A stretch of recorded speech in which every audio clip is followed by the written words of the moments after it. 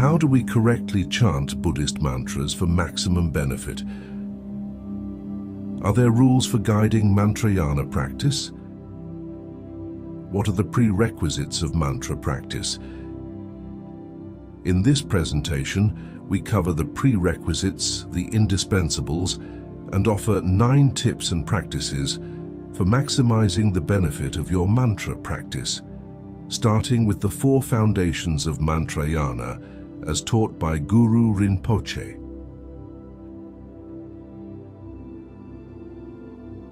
Guru Rinpoche, the great lotus-born Padmasambhava, advised his great disciple Ledi Yeshe Tsogyal on how to practice mantrayana. He said, in his teaching, You must possess the key point of faith free from fluctuation like a river. You must possess the key point of compassion free from enmity like the sun.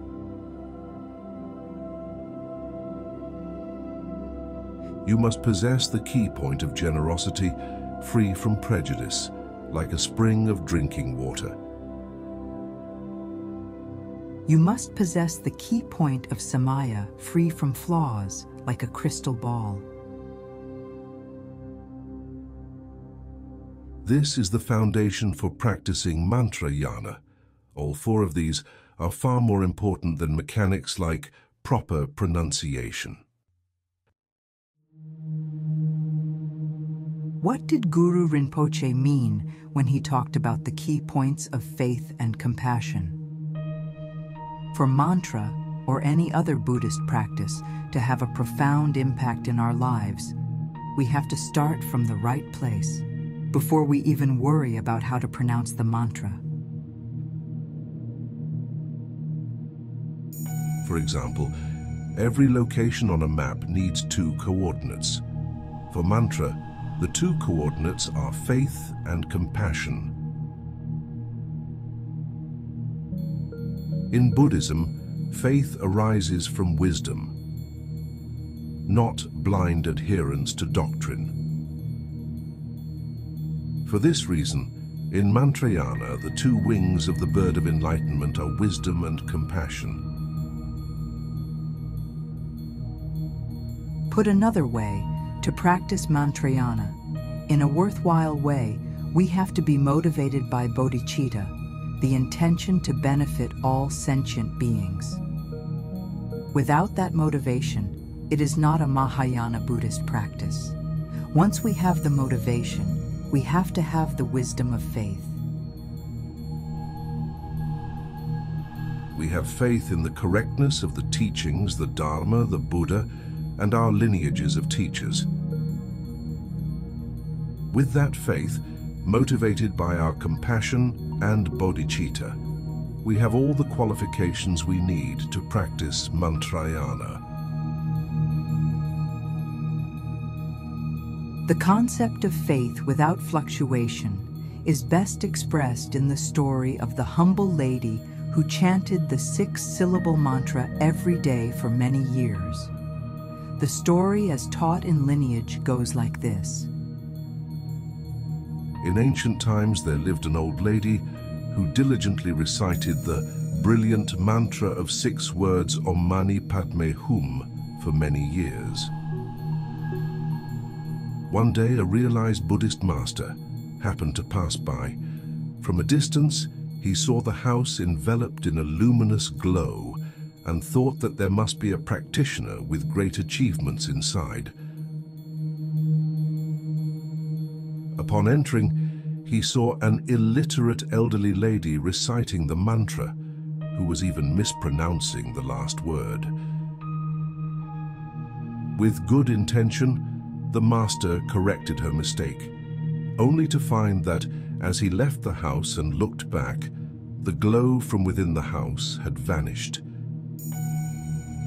The old lady was filled with remorse after the master corrected her pronunciation, thinking that her mistake in pronunciation had negated all those years of practice. This, in turn, caused her to lose focus in her recitation and any spiritual response from it. When the master realized what had happened, he went back and told the old lady that he misremembered and she should continue her recitations as before. That is, her pronunciation was not wrong. Before the master left, he looked back to see that the house was glowing once again. This shows that the core of mantra recitation lies in the sincerity of our heart and the focus of our mind and our faith. The second and third great instructions from Guru Rinpoche were, you must possess the key point of compassion free from enmity, like the sun. You must possess the key point of generosity, free from prejudice, like a spring of drinking water. His Eminence Garchen Rinpoche strongly emphasizes these points at many of his mantra teachings.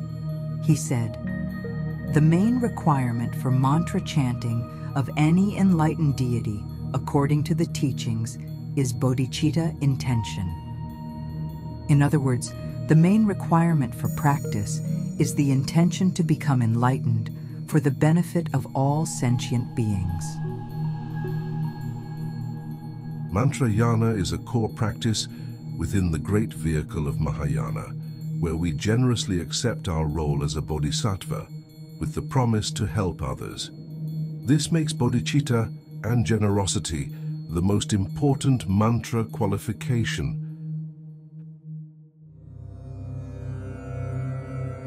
Guru Rinpoche's last foundation for Mantrayana practice is, you must possess the key point of samaya free from flaws, like a crystal ball. What is our samaya? When we take Buddhist refuge or take empowerment with a teacher and guide, we take the Bodhisattva vow.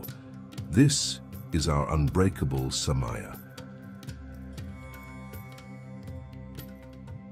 For mantra to be effective, we must keep the Bodhisattva vows. This is sometimes called the 10 vows of Samantabhadra, which are found in the Samantabhadra Karya Pranidanim. I vow to pay homage to all the Buddhas and Bodhisattvas. I vow to praise the virtues of the Buddhas and Bodhisattvas. I vow to serve and make offerings to the Buddhas and Bodhisattvas. I vow to confess past misdeeds and uphold the precepts. I vow to rejoice in the merit and virtues of Buddhas, Bodhisattvas, and all sentient beings. I vow to ask the Buddhas and Bodhisattvas to teach the Dharma. I vow to ask the Buddhas and Bodhisattvas to refrain from entering nirvana. I vow to always follow the Buddha's teachings. I vow to benefit all sentient beings. I vow to dedicate the merit from all practices to the liberation of all beings. With these 4 foundations of Guru Rinpoche in mind, what can we expect in terms of benefits? We covered these in depth in another presentation, the 9 benefits of mantra as taught by Guru Rinpoche, linked at the information icon. We also covered extensively the method of using your mantra support, which is your mala, in another video linked above. In the rest of this presentation, we'll focus simply on how to optimize mantra practice. An important starting tip is, don't let anyone tell you that you are doing it all wrong and your practice is worth nothing, that you've wasted years pronouncing it wrong, like the lovely woman who practiced in her home, that glowed with the light of her faith. As long as you practice with faith and bodhicitta, you're doing it right.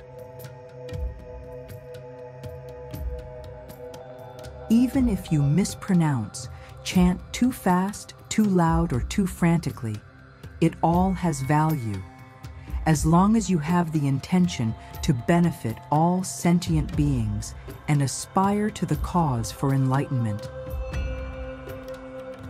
Even if you didn't understand the practice instructions, your mantra work still has great value, planting, as Lama Zopa explained in his book, The Power of Mantra, the seeds of virtue. If you chant mantras in your own native language, instead of the original Sanskrit, you are still practicing wonderfully, because at least you are practicing. If you chant mantra too quickly, because you only have a 5-minute break, you're amazing. At least you practiced. If you have practiced your mantra with faith for years, not realizing it is pronounced a different way, trust that you still benefited. In this presentation, we're simply focused on advanced techniques to perfect your practice. Having qualified that any practice is better than no practice, it is still valuable to practice as correctly as possible. Even though mispronouncing mantras with faith may still be quite effective, it is valuable to mindfully attempt to pronounce correctly. Even though we're in a hurry, it's still best to slow it down and concentrate. Before we describe the 9 advanced tips for mantra recitation, what about just listening to mantras? Although listening to mantras is not as profound as actually reciting, it is still valuable. You are hearing sacred Dharma, which is always beneficial. Listening to someone chanting, especially with a beautiful voice or tone, can be very empowering. Also, for teaching, it can be helpful to hear it chanted correctly in Sanskrit, as we demonstrate in our Sanskrit chanting series here on the Buddha Weekly channel. Ultimately, though, the goal is to participate beyond simply listening. You can recite silently, out loud, at a whisper, or musically as you prefer, but the idea is to bring your focus to the sacred Dharma, as expressed in mantras transmitted by the Buddha. In fact, there is no one way to recite or practice mantras, as explained by Dr. Alexander Berzin. He wrote, As I've explained, there are many different ways of reciting mantras, loud, soft, just in our mind, visualizing the letters of the mantra rather than saying the mantra in our mind or out loud. There are many different types of mantra practices, but whether or not we are accompanying our recitation with a visualization, it is important to generate a special state of mind while reciting, either compassion, the understanding of voidness, and so on. The first and most often repeated tip in the teachings is quality rather than quantity. Even people engaging in counting retreats, where the goal is hundreds of thousands of repetitions in a retreat format, should remember that quality is better than numbers. Completing 100,000 repetitions without mindfulness isn't as valuable as 5,000 carefully and mindfully chanted mantras. The second tip or practice instruction most often given is that mantras cannot be chanted too fast or too slow, as long as you are including every syllable and mindfully focused on them. Dr. Alexander Berzin gave the best description of how to chant. The speed with which we recite the mantras depends on us. The point is not to leave out any syllables. If you ever hear His Holiness, the Dalai Lama, recite mantras, it's faster than practically anybody I've ever heard in my life. The same thing for reciting a text or reciting anything, yet every syllable is distinct and clear. The third tip is just do it. Sometimes we obsess so much over perfect practice, we end up skipping today because of non-perfect circumstances. We think, oh, I missed the morning session, so I'll skip for today. Or, it's too noisy here, I'll do it later when I'm alone. I'm too stressed out right now, I'll do it tomorrow.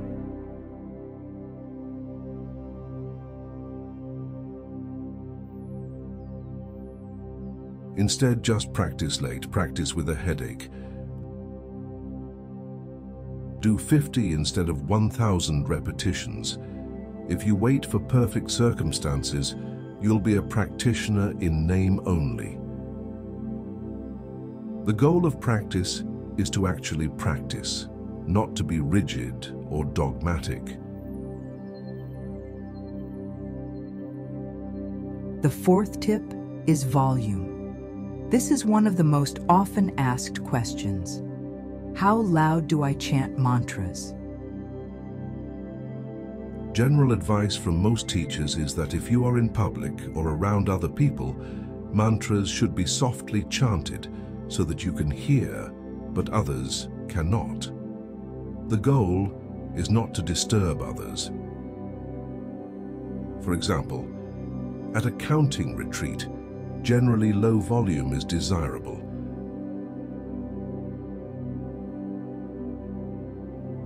On the other hand, for celebratory mantras that express our devotion, often known as name praise mantras, a joyful tone is appropriate.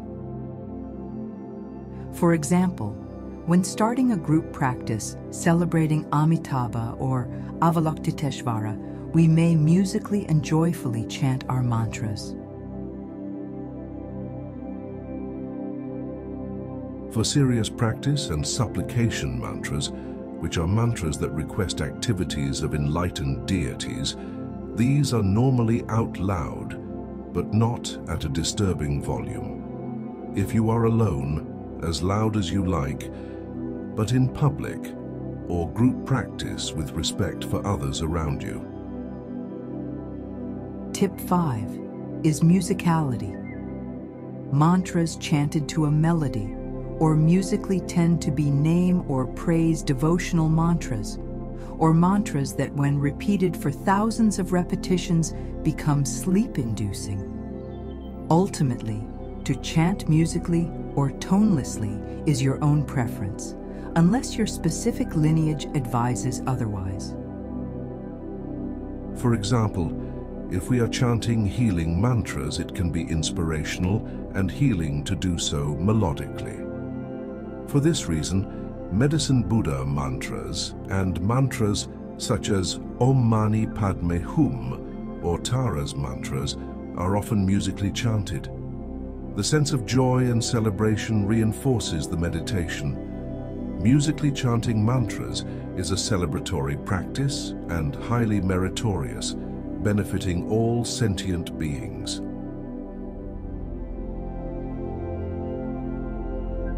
Tip 6 is to remember mantra can be a complete practice. Often, when we are busy, we ask our teachers, "What if I don't have time for my practice commitments?" Many teachers simply reply, "You have time for a mantra, don't you?" This means we can make mantras the focus of our practice. To make it a complete practice, it is vital to always begin by taking refuge in the 3 jewels. This can be as simple as saying, "I take refuge in the 3 jewels, the Buddha, the Dharma, and Sangha, until I reach enlightenment for the benefit of all sentient beings." This includes both refuge and the all-important bodhicitta intention.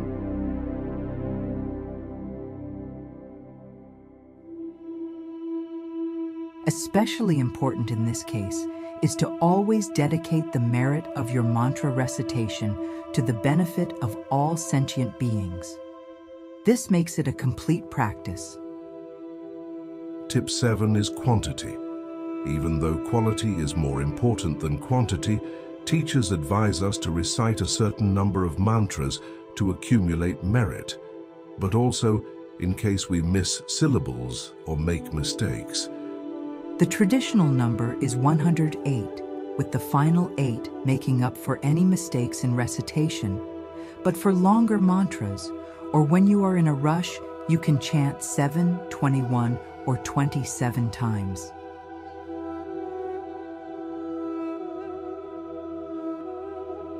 Tip 8 is to remain mindful. Although you can chant mantras when walking, doing chores, driving, and at other times, as a reinforcing practice, these tasks make it less meditative. Tip 9. Our final tip is how to make up for mistakes. There are 3 ways you can remedy your mistakes in pronunciation. 1 is to recite 10% more than you count. The more elaborate method, especially on counting retreats, is to recite every letter of the Sanskrit alphabet. This makes up for any missing sounds. The final method is to use one of the dharanis to repair recitation mistakes. We dedicate the merit of this presentation to the cause for enlightenment for the benefit of all sentient beings.